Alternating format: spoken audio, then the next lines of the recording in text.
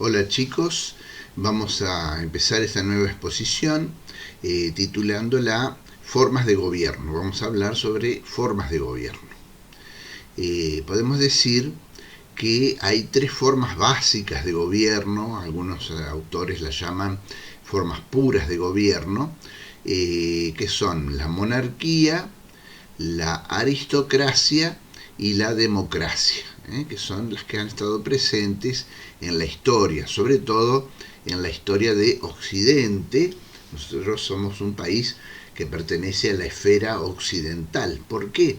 Porque nos descubrió y conquistó un país europeo, España, y a toda América la conquistaron los europeos. Entonces podemos decir que podemos hacer nuestra la historia de Europa. Pero con el tiempo, a partir de la Revolución Francesa, ya se fue imponiendo muchas de las formas de gobernar que tenían los europeos, y como hacia fines del siglo XVIII, principios del XIX, con la Revolución Francesa, aparecen las democracias modernas, hoy creemos que todo el mundo es democrático, pero no es así si nosotros miramos la historia. A lo largo de la historia, la forma de gobierno más recurrente, más permanente, es la monarquía. Hoy todavía quedan monarquías, pero son monarquías honoríficas. A partir de la Revolución Francesa, las monarquías tendieron a desaparecer, y las únicas que quedaron fueron las monarquías que aceptaron perder su poder, quedar como un reflejo de las tradiciones de esos pueblos, pero ya no gobernando, o no teniendo demasiado poder. El único rey que todavía tiene algún poder de una nación importante, por ahí hay algunas naciones en Asia que tienen reyes, pero son naciones muy, muy pequeñitas, pero nación importante que tiene un rey con algún poder de gobierno es Inglaterra. Pero es más bien honorífico el poder del rey inglés.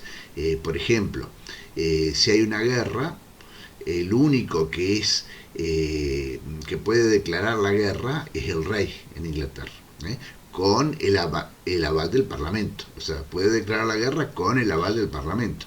Ahora, ¿qué pasa si el rey quiere declarar la guerra sin el aval del Parlamento? No puede.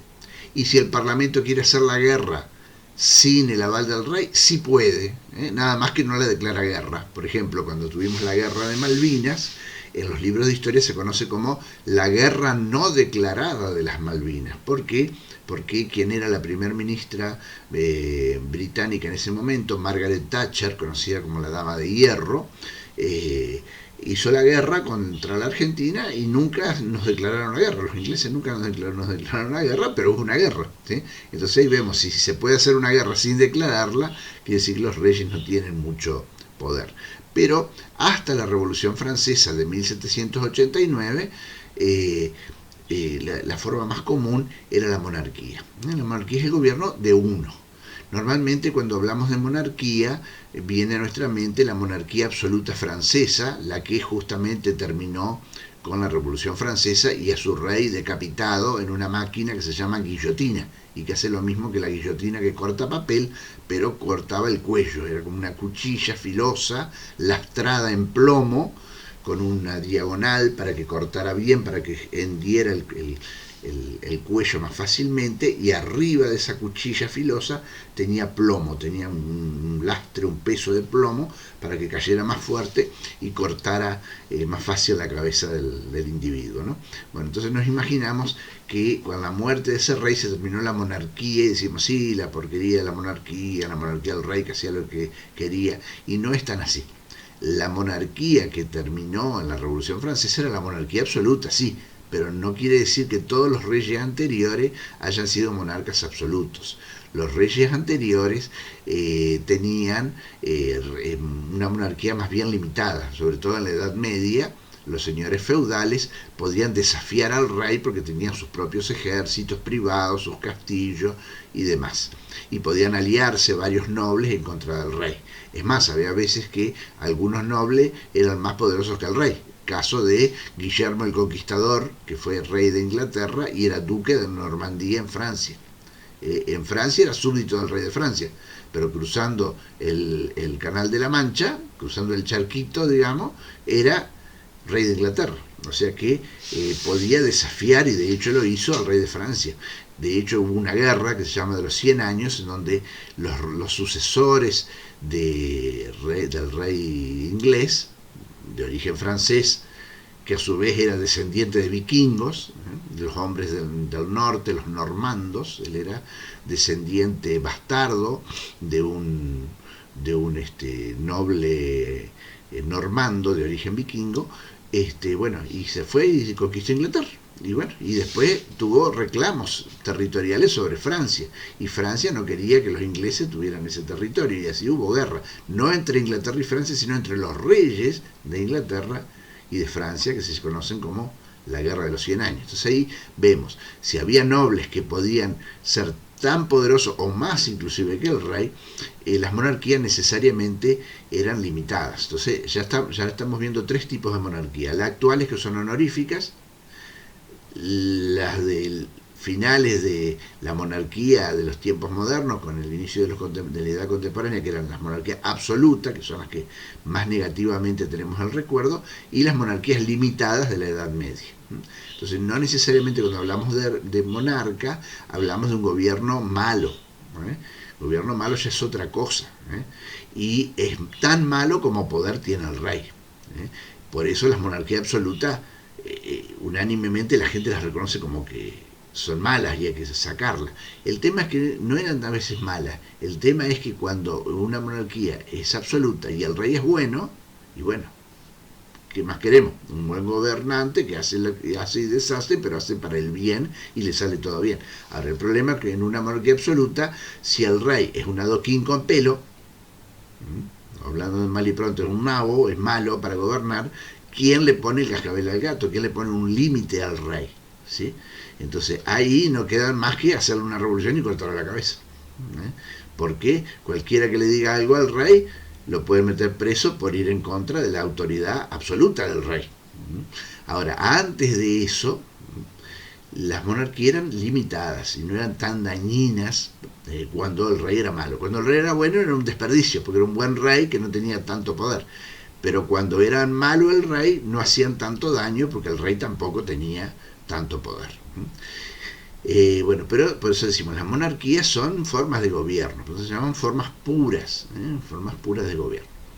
Y cuando hablamos de reino, hablamos de una forma legal de gobierno que algo de bueno tiene que haber tenido si duró casi toda la historia de la humanidad, salvo los últimos 200 años, 200, casi 300 años. Bueno, después viene la aristocracia, que hubo pocos ejemplos históricos. La aristocracia, el gobierno, teóricamente es el gobierno de los mejores, los más virtuosos, las mejores personas capaces de gobernar. En Argentina en una época se habló de la meritocracia, ¿no? Bueno, el tema es determinar quiénes son los mejores, por eso no hubo muchas aristocracias reales en la historia. Porque ¿quién decide quién es el mejor? ¿Mejor en qué? ¿En inteligencia, en coeficiente intelectual, en habilidades guerreras? ¿Sí? Cada época de la historia ha tenido su concepto de lo que es la aristocracia, pero sí quedó el concepto del deber ser, que los gobiernos del mundo deberían estar al frente de los que tienen mérito, ¿no? De la palabra meritocracia, que tienen mérito, que tienen la virtud para gobernar. Entonces, el concepto del deber ser no ha desaparecido, pero no ha tenido mucha aplicación la aristocracia como una forma de gobierno específica.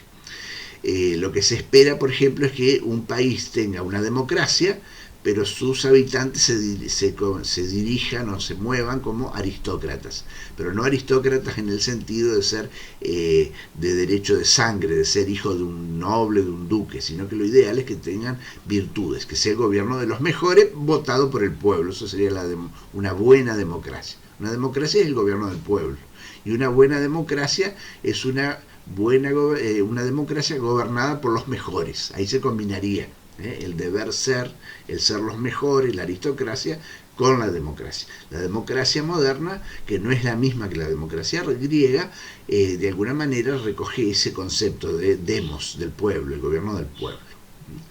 Y después tenemos tres formas a las que podemos llamar formas viciadas de gobierno. Esas formas viciadas de gobierno son la tiranía, la oligarquía o plutocracia y la demagogia. Bueno, pasemos primero a la tiranía. La tiranía es una forma de gobierno que se dio en Grecia. En la antigua Grecia, cuando fallaba la democracia, venían los tiranos. Podemos estudiar en la historia de Grecia antigua que frecuentemente cuando una ciudad, las democracias estaban restringidas a las ciudades en un principio en Grecia, y los ciudadanos se gobernaban bien o mal, o más o menos bien o más o menos mal, pero generalmente cuando fracasaban entraba a tallar el tirano. ¿Quién era el tirano? Era el que llegaba al poder sin la legitimación de la ley. Era un poder ilegal, podemos decir. No tenía derecho legal a gobernar. Gobernaba generalmente por la fuerza. El tirano gobernaba por la fuerza de las armas. Ahora, no necesariamente un tirano era un mal gobierno para esa ciudad a veces, ¿no? Hay muchos ejemplos de tiranos griegos que fueron mejores que las democracias que quitaron. ¿Por qué? Porque justamente las democracias muchas veces caían en manos de la oligarquía, que es una forma viciada de la aristocracia, no como gobierno, sino como espíritu. Llegaban al gobierno por el voto popular, en el caso de las demagogias griegas, pero llegaban porque tenían poder económico muchas veces, ¿no? En cambio, los tiranos eran como un rey, pero un rey que no había sido elegido por ley, sino que había sido elegido por la fuerza de las armas que ese mismo tirano ostentaba. El mismo tirano tenía un poder, tenía un ejército, y en virtud de ese ejército llegaba al poder. Entonces era como un rey en cuanto a la forma de dirigirse al pueblo, en la forma de gobernar al pueblo, pero no era un rey en cuanto a su legalidad de origen. De origen no había heredado la corona, simplemente tenía un gran ejército. ¿Sí? Entonces, bueno, los tiranos son una forma viciada de la monarquía, porque es como un rey, pero no tiene derecho a ser rey. Y además la palabra tiranía es la palabra que más connotación negativa tiene. ¿Por qué? Porque muchos años después de la antigua Grecia, un teólogo del catolicismo, de la Iglesia Católica, llamado Tomás de Aquino, o Santo Tomás de Aquino para nosotros los católicos, dice: el tirano es aquel que gobierna para su propio bien, ¿no? Para su propio bien, y no tiene ningún tipo de legalidad su gobierno. E incluso llega a decir Santo Tomás de Aquino que era lícito el tiranicidio. Tiranicidio es matar al tirano. Homicidio, homine, hombre. Sidio, matar. Homicidio, matar al hombre. ¿Sí? Genocidio, genos, pueblo. Sidio, muerte, matar. Entonces, genocidio sería matar un pueblo. Por ejemplo, los turcos, cuando después de la Primera Guerra Mundial eliminaron a la mitad de la población armenia para quedarse con sus tierras. Entonces ahí se habla de un acto de genocidio, cuando se mata a un pueblo, cuando hay una intención de hacer desaparecer un pueblo. Ahí es genocidio. Bueno, y cuando hablamos de tiranicidio, ¿qué estamos diciendo? Matar a un tirano. Sidio, matar. Tirano, tiranicidio, matar al tirano. Entonces decía decía Tomás de Aquino, Santo Tomás de Aquino, que era lícito moralmente matar a un tirano. ¿Por qué? Porque el tirano llega al poder en forma espuria, en forma viciada. Es como un rey que llega sin la legalidad adecuada e implica un daño para el pueblo. Entonces el pueblo, para defenderse a sí mismo, tiene derecho a matarlo. ¿Por qué? Porque en ese caso no es defensa propia. En algún momento hemos hablado de matar como que es malo, pero a veces la ley positiva dice que matar es bueno. ¿Cuándo es bueno? Y bueno, una forma de matar buena es cuando es en defensa propia.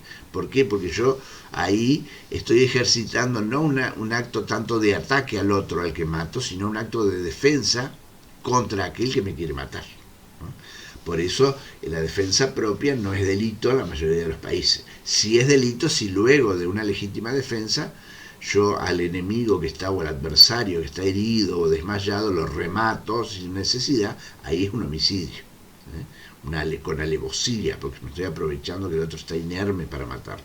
Pero si de resultas de la defensa de mi cuerpo y de mi vida, yo mato al otro en una primera instancia, en el primer asalto, en el primer combate, ahí no es delito. ¿Por qué? Porque un acto de defensa propia, más que un homicidio, es el tratar de defender la vida de uno. Entonces, cuando un pueblo tiene el riesgo de desaparecer o ser seriamente perjudicado por un tirano, tiene derecho a matarlo. Sería el tiranicidio sería tan lícito para el pueblo como para una persona el homicidio en defensa propia. El homicidio es malo, salvo en defensa propia, diría Santo Tomás, ¿no? Bueno, el tirano es una persona que llega al poder sin tener el origen legal para hacerlo, la legitimidad legal para hacerlo. Pero no necesariamente todos los tiranos gobernaron para mal de Grecia, ¿no? Aunque sí, se asocia tirano con alguien que busca el poder para sí mismo y en perjuicio del pueblo, de forma viciada de gobierno. Después está la oligarquía o plutocracia. Oligarquía es el gobierno de los más ricos, por eso se llama plutocracia. Plutocracia viene de Pluto o Plutón. Pluto no se refiere aquí al perro de Mickey, se refiere al dios de los infiernos, o el Hades para los romanos. Los griegos, los antiguos griegos, creían que había en un determinado tiempo de su mitología, hacia el final de su mitología, mitología queremos decir una especie de cuentito, algo inventado, alguna creencia que la gente más o menos se arma con el tiempo, bueno, sobre los orígenes del hombre y los dioses que crearon en teoría a los hombres. Los antiguos paganos, pueblos paganos, creían en muchos dioses. Y en determinado momento de la mitología griega aparecen tres dioses importantes, que son hermanos, y tienen a su vez otros hermanos que son divinidades menores de la mitología griega. Y además tienen hijos, que son divinidades menores de la mitología griega, y cuando tienen hijos con humanos, tienen los semidioses, como Hércules. Hay una película ahora de Hércules con el actor ese que le dicen La Roca. Bueno, Hércules es un semidios, porque es hijo de una humana y Zeus. Bueno, precisamente estos tres dioses nos vamos a referir. A Zeus, dios del Olimpo y de los cielos, podemos decir, conocido como Júpiter por los romanos. Después tenemos a Neptuno o Poseidón o Poseidón. Poseidón o Poseidón es el nombre griego, dios de las aguas, y Neptuno para los romanos. Y después está el dios del infierno, de las regiones inferiores, que sería el Pluto o Plutón, también conocido como Hades. El infierno se conoce también como Hades, ¿no? El infierno de los griegos no era el infierno de los cristianos, o de los judíos, o de los musulmanes inclusive. Era un infierno donde se sufría más que un dolor físico, un fuego que quema y no consume, digamos como nos imaginamos al infierno en Occidente actualmente.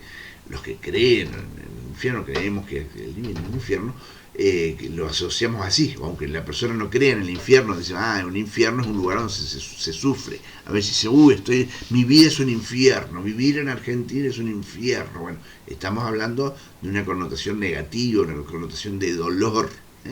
Los hombres que iban al Hades, entre los griegos, también sufrían, pero no sufrían un dolor físico, sufrían, podemos decir, una especie de olvido. El sufrimiento era el olvido, el ser olvidados, Por eso era importante la inmortalidad de los actos.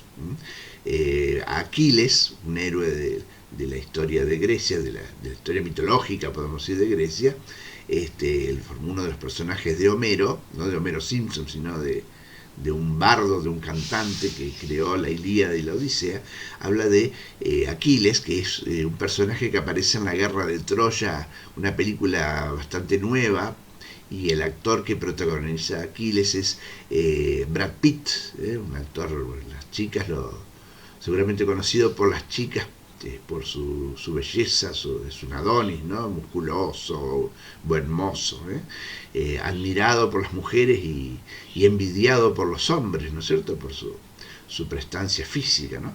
Bueno, entonces este actor interpreta muy bien, creo yo, a Aquiles. Bueno, en la historia de Aquiles, Aquiles le dieron a elegir dos posibles muertes, una muerte larga e ignorada, que con el tiempo iba a morir y nadie se iba a acordar de él, o una muerte corta, pero un recuerdo eterno de su valor. Bueno, y él prefirió eso, una vida corta, pero gloriosa, en donde todo el mundo se acordara de él. Y bueno, no sabemos si es cierto, pero sí sabemos que hasta hoy recordamos a Aquiles, el asesino de hombres, lo llama Homero en la Ilíada. Cada personaje tiene un nombre, ¿no? Por ejemplo, Ulises el sabio,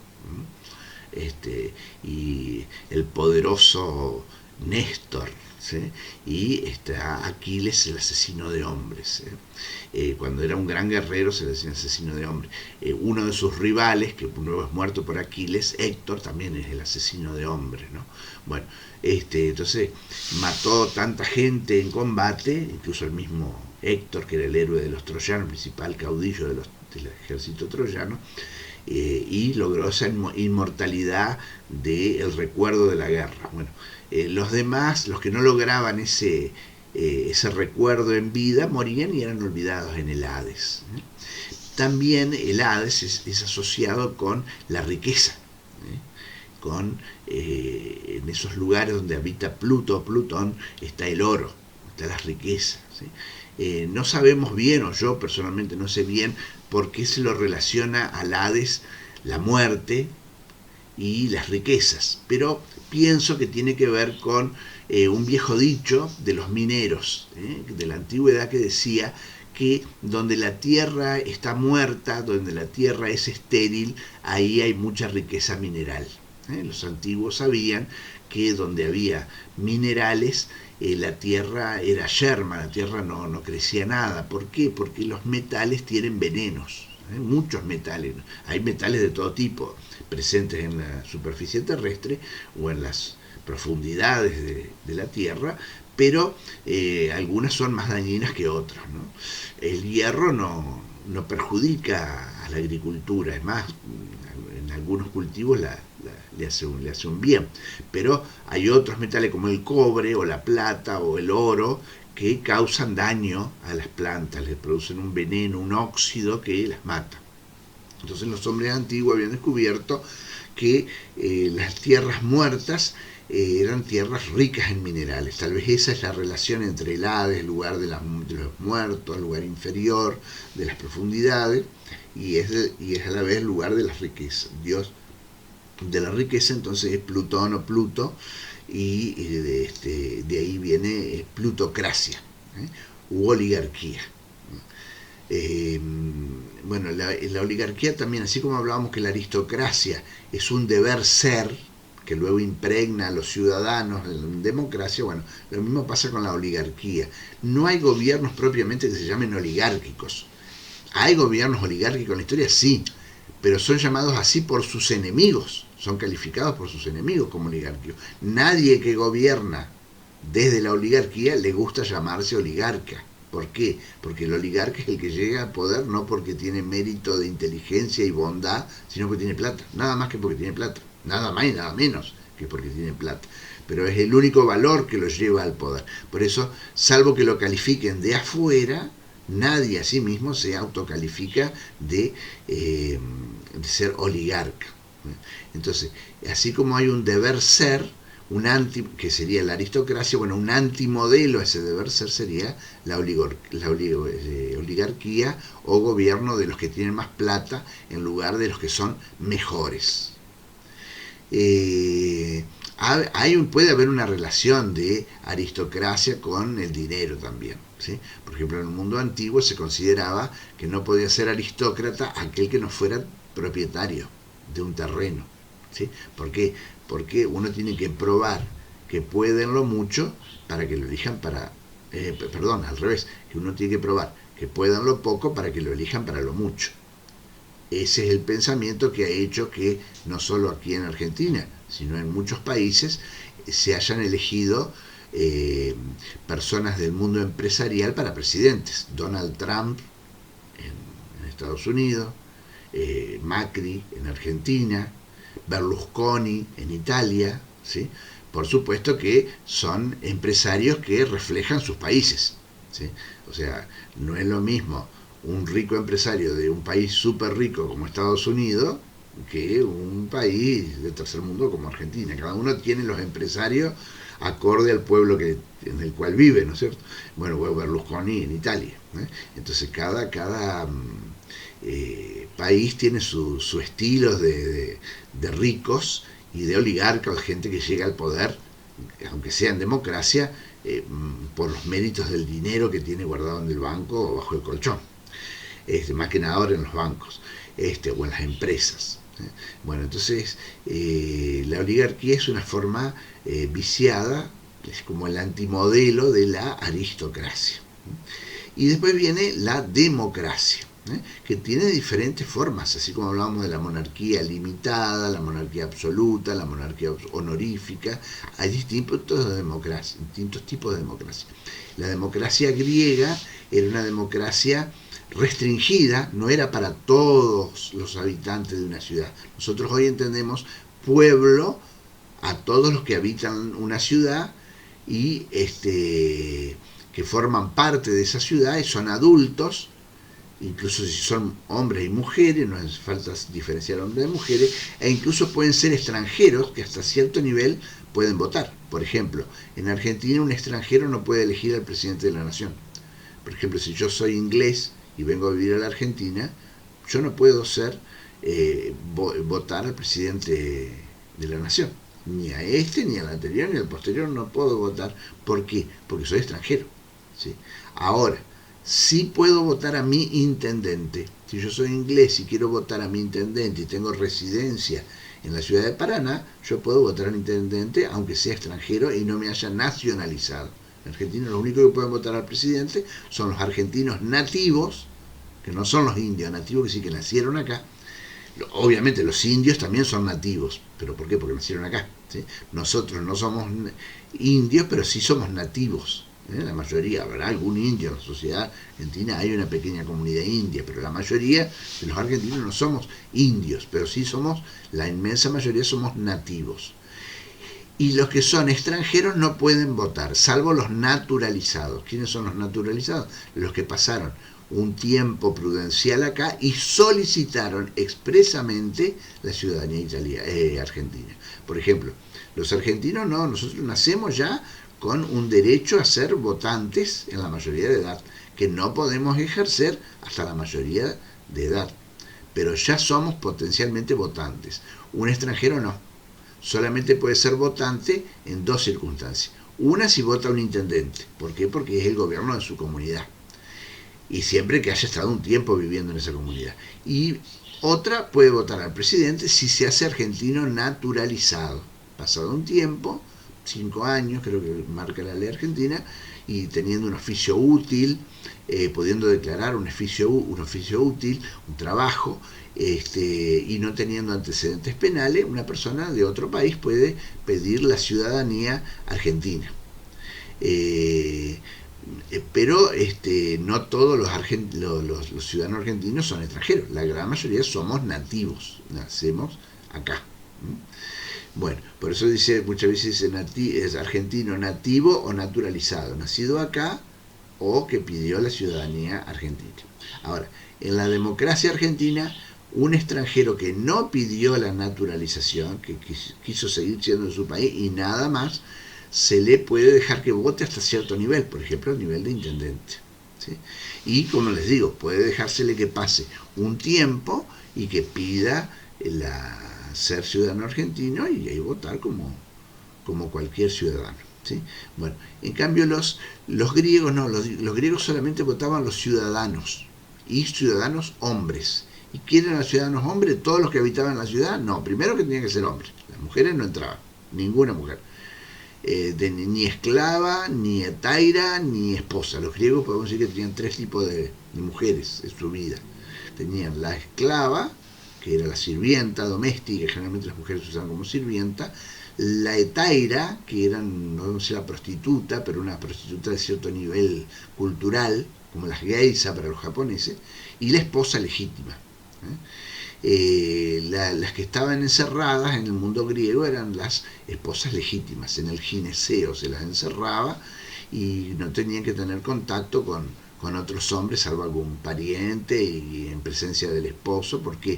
Porque en una época, eso era muy común en el mundo antiguo, en una época en donde no existía el ADN para probar que el hijo de uno era el hijo de uno, se decía hasta hace no muchos años atrás que el ADN permite saber la paternidad de un niño, se podía presuponer la paternidad de un niño por el color de ojos, por la forma del aspecto de la cara, ¿sí? Porque bueno, si había nacido dentro del ámbito de un matrimonio, se suponía que era hijo del padre, pero así todavía un dicho, el padre es, la madre es, el padre no se sabe. La madre es seguro, porque salió de la madre, estaba con panza, salió de ahí. El padre no se sabe, se cree que es el padre, pero no se sabe. Ahora sí, se puede hacer un examen de ADN y saberlo, pero antes no. Antes siempre estaba como esa duda. Incluso cuando yo era chico, era una ofensa que a un padre se le dijera, ay, qué lindo nene, se parece a la mamá. Aunque el chico no se pareciera al papá, había que decir que se parece al papá. Que no queden dudas que ese chico es hijo legítimo. ¿Sí? Bueno, pero porque no existía el ADN. Bueno, en el mundo antiguo la mejor manera de garantizar de que el hijo de uno fuera de uno, el hijo legítimo, el que va a heredar los bienes, sea hijo de uno, era que naciera adentro del gineceo. Si yo a la mujer la encierro, a mi esposa la encierro en el gineceo, no la dejo salir, y el único que entra ahí soy yo, y si la mujer la dejo salir, la hago salir con un sirviente, un guardaespaldas y 3 sirvientas, bueno, seguro que si tiene hijos, son hijos míos y no de otro. ¿Sí? O muy probablemente que es hijo mío y no de otro. ¿Verdad? Entonces, las mujeres legítimas, que eran las más importantes para los griegos, no salían a la calle y menos podían votar. O si salían muy custodiadas. Después estaban las sirvientas, que eran menos que las mujeres legales, así que las sirvientas no podían salir, sí, tenían cierta libertad de movimiento, pero ¿por qué? Porque si se tenían hijos con alguien, no importaba si eran sirvientas o esclavas, por ejemplo. Y la etaira lo mismo. La etaira solían compartir incluso la vida de los hombres, la vida intelectual de los hombres, cuando se reunían para hablar de cosas importantes, los simposios, donde hablaban de cosas valiosas, de discusiones filosóficas, por ejemplo, podían ser admitidas las etairas, y hay algunas etairas famosas como Aspasia, famosa amante de Pericles, un gran gobernante de Atenas, de la ciudad de Atenas. Aspasia era una mujer muy inteligente, pero muy inteligente, muy capaz, muy capacitada, y dicen que la mayoría de las obras arquitectónicas de la actual Atenas, que han quedado para los turistas, son hechas por Aristóteles a sugerencia de Aspasia, o sea que era una mujer muy inteligente, pero no podía tener votos. ¿Cómo va a poder tener votos si era una prostituta fina, pero como la geisha, pero una prostituta? Y las esclavas no, ni las mujeres legítimas tenían poder. Bueno, ahí vemos que no podían votar. Los hombres, no todos podían votar, solamente los ciudadanos. Los extranjeros no podían votar, ni siquiera para el gobierno de la ciudad.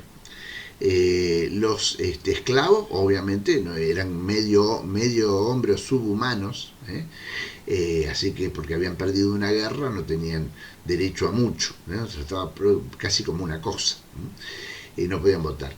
Y los que vivían ahí, los nativos de ahí, que no eran ciudadanos sino comerciantes, tampoco. ¿Por qué? Porque se entendía que el comerciante tiene una sola bandera, la del dinero. Entonces, sea de cual sea el lugar donde vive el comerciante, al comerciante no se le dejaba votar. A los artesanos, a los comerciantes no se les dejaba votar. Se dejaba votar al ciudadano, al que tenía una propiedad en la ciudad, que era propietario de una casa en la ciudad, ¿sí? Y que tenía bienes económicos, porque el que vivía en la ciudad normalmente tenía una casa de campo, una chacra, una chacrita le llamaríamos nosotros, para poder tener su ingreso económico y para obtener alimentos baratos. Y obviamente en una ciudad no se podía tener una chacra, porque en la ciudad se amontonan las casas, ¿no? Entonces, los aristócratas griegos tenían, podemos decir, plata, pero no vivían del lucro, no vivían su vida obsesionados por tener el lucro. Entonces, un requisito para ser aristócrata en la ciudad griega era tener dinero, pero no obtenido de cualquier manera. Era el que vivía en la ciudad y obtenía su dinero de una propiedad rural fuera de la ciudad. Los que vivían en la ciudad, pero obtenían su dinero del comercio, esos no podían votar. ¿Sí? Si era pobre, no podía votar. Si no tenía casa, no podía votar. No era ciudadano. Vivía en la ciudad, pero no era ciudadano. Ciudadano el que tenía casa en la ciudad y tenía otros recursos por afuera que le permitía vivir cómodamente o con relativa comodidad en la ciudad. ¿Está? Entonces, la democracia griega era una democracia muy restringida a un sector muy pequeño de la población. ¿Sí? La democracia actual, fruto de la Revolución Francesa de 1789, es distinta porque habla de los derechos del hombre y del ciudadano. Los principios de la Revolución Francesa de 1789 hablan de los derechos del hombre y de los ciudadanos, de la igualdad, la libertad, y la libertad. Libertad, igualdad y fraternidad. Todos los hombres somos libres, somos iguales, somos hermanos, todos tenemos el mismo valor como hombres. Por eso todos tenemos un voto, el voto por cabeza actual. Yo siempre me pregunto, entonces los cabezones votarán doble si un voto por cabeza. Bueno, bromas aparte. Voto per cápita, voto por cabeza, es la democracia actual, pero no es lo mismo que la democracia en Grecia. En la democracia actual yo puedo no ser propietario, pero si yo soy mayor de edad, soy nativo o naturalizado y quiero votar a un presidente, lo voto. Si soy intendente, no, pero aún así puedo, ciudadano de una ciudad, puedo votar al intendente, aunque sea. Bueno, entonces la democracia actual tiene mucho más derecho al voto, se ejercita mucho más el derecho al voto que la democracia griega, pero nos ha quedado el nombre, democracia, demos pueblo, cracia poder, el poder del pueblo. Nada más que cambia el modo de elegir a los representantes. ¿Sí? Ya, por ejemplo, como decíamos, no es un valor a tener en cuenta para la elección de un representante del pueblo en el gobierno que sea propietario. Puede no ser propietario y se lo elige al presidente, por decir un ejemplo traído de los pelos. Bueno, y de la forma viciada es la demagogia. ¿Cuál sería la forma de esa viciada? Y bueno, gente que le da el poder a los oligarcas, gente humilde que le da plata a tal o cual tipo. ¿Por qué? Porque tiene plata y les compra empanadas, o le da un trabajo, o le facilita acceso a una casa. Bueno, esa es la demagogia. El demagogo gobierna en nombre del pueblo, pero en realidad gobierna para él y se sirve del pueblo para llegar al poder en realidad. Por eso es una forma viciada de la democracia. Y un espacio aparte sería el dictador. El dictador es como un tirano, es uno que gobierna para todos, es un poco como el rey también, porque gobierna para todo uno, pero hay una pequeña gran diferencia. La pequeña gran diferencia es que el tirano no lo elige nadie. En cambio, en el dictador romano, el antiguo concepto de dictadura es la dictadura romana, el pueblo le da por un tiempo de 6 meses el poder de un rey. Los romanos tuvieron 3 periodos en su historia: la monarquía, la república y el imperio. La monarquía era cuando empezaron los romanos, que tenían reyes de origen etrusco, un pueblo que dominaba a los romanos. Podemos decir que los mismos reyes eran súbditos de alguna manera de los etruscos. Después tenemos el periodo de la república, que podemos compararla con una democracia no moderna, sino con una democracia al estilo griego, como ya comentamos acá algunas de sus características, y pueden profundizar por su cuenta, ¿no es cierto? Si lo desean, y es conveniente que lo hagan.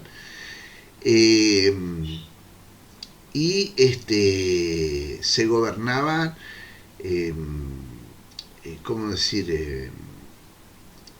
Se gobernaban por el voto de esa gente. La gente era lo que iba eligiendo a los senadores a los intendentes, a los diferentes cargos, a los censores. Había distintos cargos. Los que se encargaban de organizar al pueblo eran los censores, o los votos también eran los censores. Tenían los tribunos, que serían algo así como los fiscales de nosotros, o los fiscales de Estado de nosotros. Tenía los senadores, que serían como los senadores y diputados de nosotros. Tenían los cónsules, que eran como generales que mandaban los ejércitos romanos, siempre de a dos, para compartir el poder y que no tuvieran la tentación de apoderarse del poder por medio de la fuerza.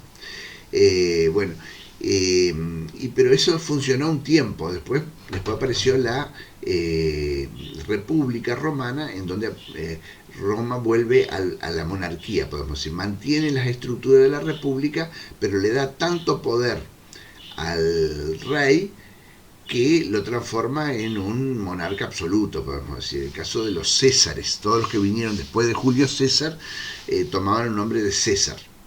César Claudio, César Augusto, César Tiberio. César pasó a ser sinónimo de rey. En la República Romana no tenían tanto poder nadie como si la llegó a ver en el tiempo del imperio. Y el nombre que le dieron a los emperadores, para no decir que eran una monarquía, era dictadura perpetua. Es una dictadura perpetua, que es lo mismo que decir un rey. ¿Por qué? Porque la dictadura romana anterior a la dictadura perpetua de los emperadores era de 6 meses. ¿Por qué se nombraba un rey por 6 meses? Un rey entre comillas, por ser rey, se llamaba dictador con el amparo de la ley. Porque en aquella época, en las guerras eran mucho más terribles que ahora. No se mataban como ahora, quemándolos a los enemigos como chinche con una bomba atómica. Pero eran muy crueles en el sentido de que aquellos que perdían solían ser esclavizados por aquellos que ganaban. Entonces era muy triste el final de los que perdían. Por eso hay un dicho que quedó, todavía algunos lo mencionan, que dice: ay de los vencidos. Ay de los vencidos, porque el que era vencido perdía todo. Se los consideraba minusválidos, valían menos, eran casi una cosa.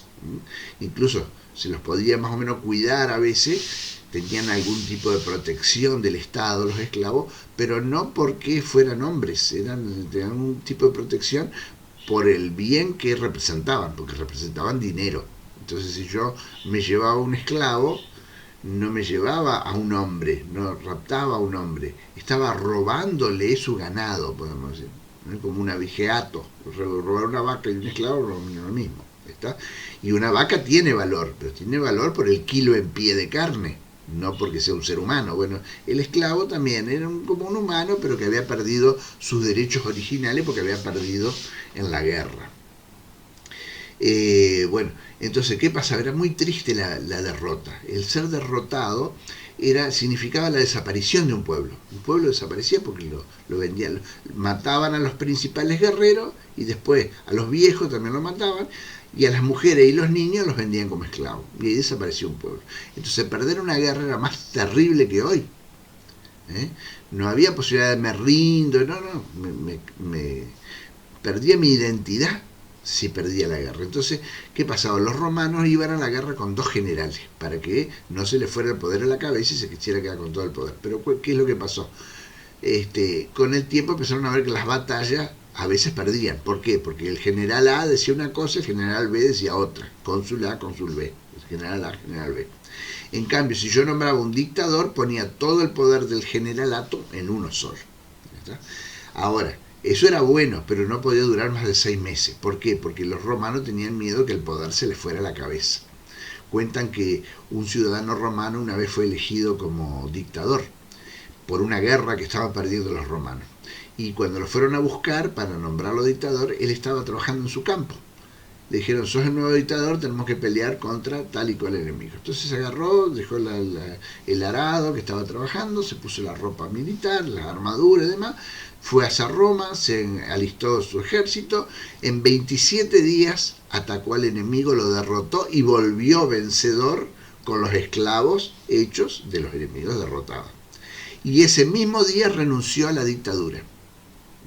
En el día 27 de su dictadura renunció. Y los amigos le decían: pero vos sos tonto, te quedaban 5 meses y 2 días o 3 días para mejorar el gobierno de Roma. ¿Por qué no aprovechaste todo ese tiempo extra? No, porque el dictador, dijo este ex dictador romano que había dejado el cargo en favor de la República, dice no, porque el dictador es nombrado en circunstancias excepcionales. La circunstancia excepcional, ¿cuál era? La guerra contra los galos. Yo fui a la guerra contra los galos y los derroté en 33 días. ¿Para qué me voy a quedar más?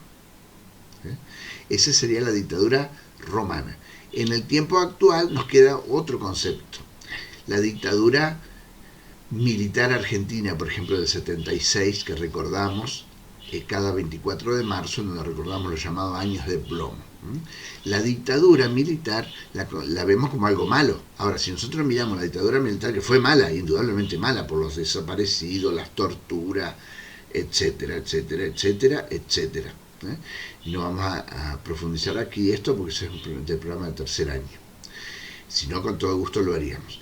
Entonces, pero ese gobierno no era un gobierno, podemos decir, de una dictadura, era un gobierno tiránico. Llegaron por la fuerza sin ningún tipo de legalidad. Los dictadores romanos no llegaban al poder así. Los dictadores romanos llegaban porque los senadores lo autorizaban a gobernar. Entonces la llamada dictadura argentina en realidad no fue una dictadura, fue una tiranía de gente que había llegado al poder sin ningún tipo de cuestionamiento, no por la ley, sino por la fuerza armada que ostentaba. ¿Sí? Entonces hay que distinguir cuando hablamos de dictadura entre la dictadura romana y las dictaduras militares que surgen de golpes militares, que más bien se las podría considerar como una tiranía en realidad. Muy bien, gracias por su paciencia, hasta luego.